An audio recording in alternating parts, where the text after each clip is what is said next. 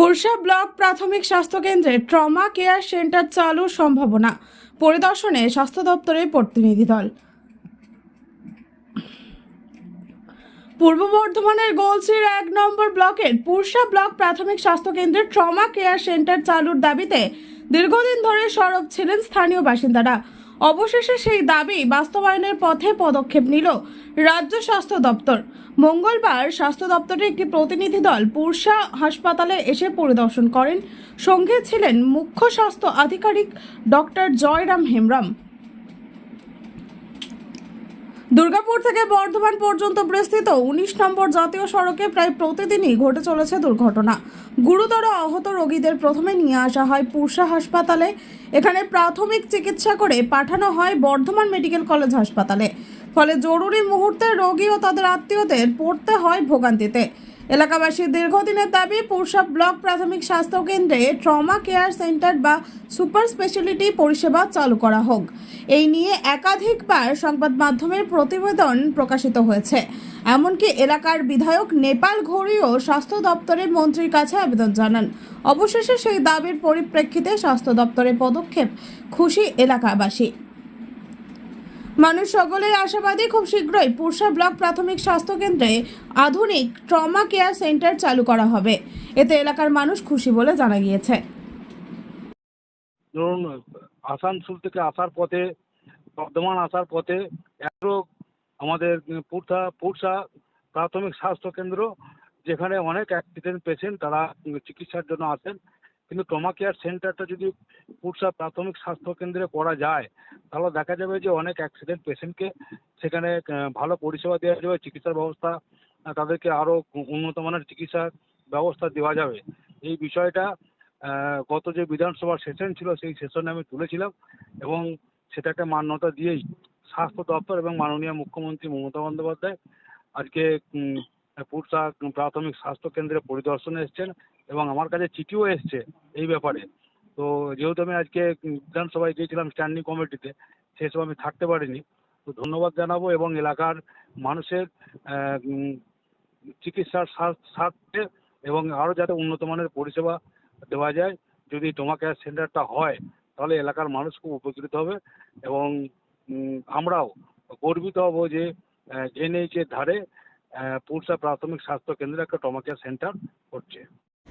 আজকে হসপিটালে আমি সিও মৈজ, আর আমাদের স্বাস্থ্যভবন থেকে এসছেন ডক্টর শুভ্র ভট্টাচার্য আর আমাদের doctor professor Rupnarayan Bhattacharya, plastic surgeon.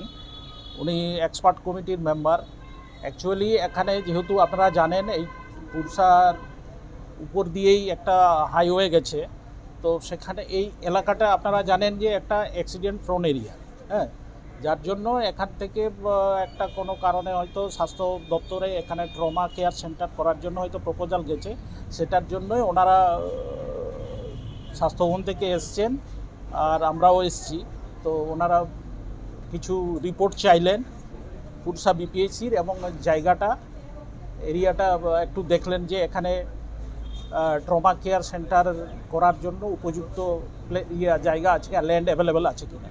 তো ওনারা ট্রমা কেয়ার সেন্টার লেভেল 3 একটা প্রপোজাল সাবমিট করবেন স্বাস্থ্য দপ্তরে। তো সেটার জন্যই ওনারা এসছেন, দেখেছেন। তো জায়গাটাও মোটামুটি এই জায়গাটা ওনারা দেখে স্যাটিসফাইড হয়েছেন। কিছু হয়তো ওপিডি বিল্ডিংয়ের কিছু পার্ট হয়তো ডিমলিশ হতে পারে। তো ট্রমা কেয়ার সেন্টার লেভেল 3 এটার জন্য আজকে আমরা ভিজিট করলাম। তার জন্য রিপোর্ট কিছু নিয়েছে ডিএমওচের কাছ থেকে এবং ওনারা যে দুজন প্রফেসর ডক্টর রূপনারায়ণ ভট্টাচার্য, উনি প্লাস্টিক সার্জন, ডক্টর শুভ্র ভট্টাচার্য স্বাস্থ্যভবন থেকে উনি এক্সপার্ট কমিটির দুজন মেম্বার। ওনারা রিপোর্ট সাবমিট করে আশা করি এটা এখানে হয়তো ট্রমা কেয়ার সেন্টার লেভেল 3 হওয়ার একটা চান্স আছে। সিএমএইচ হিসেবে আপনি কি চাইছেন এখানে এই সেন্টার?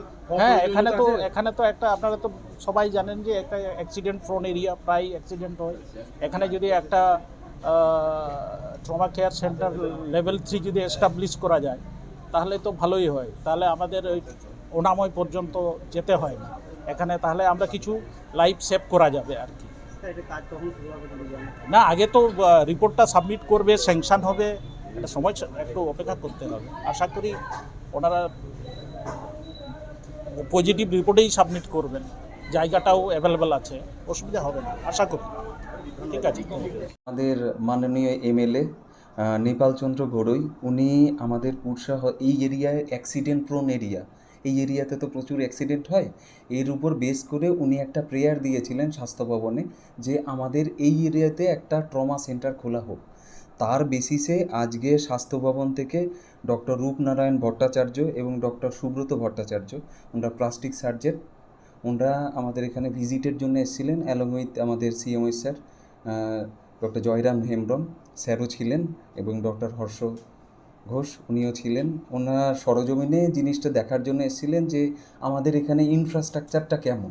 ফার্স্ট অফ অল এখানে মেইন অ্যাক্সিডেন্ট প্রোন এরিয়া কোথায় কোথায় আছে সেটা জানার জন্য, আর তার বেসিসে কোথায় কোথায় ব্ল্যাক স্পট আছে। এখন আমাদের এখানে ব্ল্যাক স্পট বলতে মেইন যে অ্যাক্সিডেন্টগুলো হয়, রিসেন্টলি আগস্টের 27 তারিখ নাগাদ একটা বিশাল বড় অ্যাক্সিডেন্ট হয়েছিল, প্রায় 38 জন একদম ট্রমাটাইজড হয়েছিল, ওখান থেকে প্রায় 22 জন 27 জনের মতো বর্ধমানে রেফার হয়েছিল। এখন ওই একটা কারণ, সেটা হয়েছিল আপনার ভাষাকুল ওই এরিয়াতে। আর একটা হচ্ছে শিমনোর এরিয়া, পুরসা ডিবিসি মোড় আর পুরসার এই মোড়টা মাঝের পুলটা এটা, আর হচ্ছে আপনার উড়োচটি আর গলসি মোড়টা, এই এরিয়াগুলো হচ্ছে ব্ল্যাক স্পট এরিয়া। তো এই এরিয়া থেকেই অ্যাক্সিডেন্টগুলো হলে টোটাল পেশেন্টগুলো পুরসাতেই আসে, আমরা এখানে মেজর মাইনর ট্রিটমেন্টগুলো করি, তারপরে রেফার করি। তো এখানে কোথায় ব্ল্যাক স্পট আছে এটা আমাদের লাস্ট 2 বছরে মান্থলি কটা, 2 বছরে পার মান্থলি কটা করে আরটিএ কেস আমাদের এখানে ঢুকছে সেটার একটা তথ্য। তার সাথে সাথে আমরা এখান থেকে ট্রিটমেন্ট করে কটা পেশেন্টকে সুস্থ করেছি এবং কটা পেশেন্টকে বর্ধমানে রেফার করেছি সেটা একটা। এবং আর একটা হচ্ছে এখানে ডিউরিং অ্যাক্সিডেন্টে কটা পেশেন্ট মারা গেছে এবং আমাদের হসপিটালেও এসে বা হসপিটাল থেকে রেফারের পরে কটা পেশেন্ট কি মারা গেছে। হয়তো আপনারা রিসেন্টলি জানবেন, আপনারাও তো বাইট দিয়েছিলেন, আপনার পুরসাতেই মাঝের পুলে ওখানে একটা অ্যাক্সিডেন্ট হয়ে একটা ভদ্রলোক মারা যান, ওটাও রিসেন্টলি হয়েছে, আপনার রিসেন্ট লাস্ট মান্থে হয়েছে।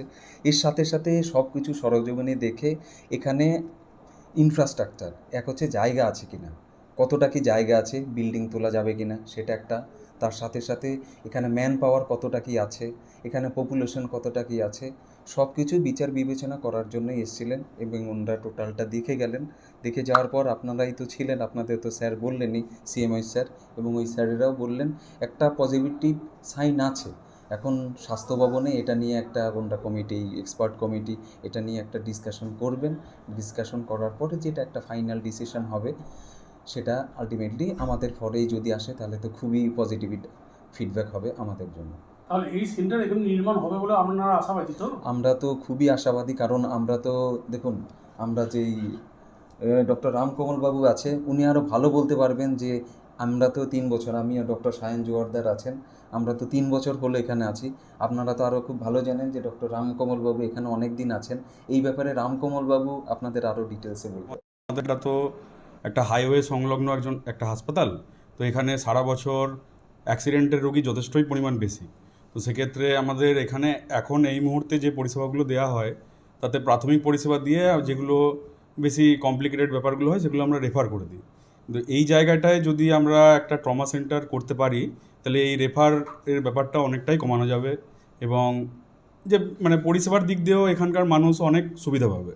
কারণ এলাকাটাও তো অনেকটাই বড়, গলসি 1 এরিয়া যে শুধু একটা ছোটো এরিয়া তা নয়, এবং আমাদের পার্শ্ববর্তী গলসি 2 বা অন্য যে ব্লকগুলো আছে সেখান থেকেও আমাদের অ্যাক্সিডেন্টের রুগীরা এখানে আসে। তো সেক্ষেত্রে এটাই বলবো যে আমরা যথেষ্টই আশাবাদী যে একটা ট্রমা কেয়ার সেন্টার আমাদের এখানে হলে রুগীরা যথেষ্টই ভালো পরিষেবা পাবে এবং জায়গারও উন্নতি হবে, এটাই বলবো। আমার নাম ডক্টর সায়ন জোয়ারদার, আমি জিডিএমও পুরসা বিপি আছি। ঠিক আছে।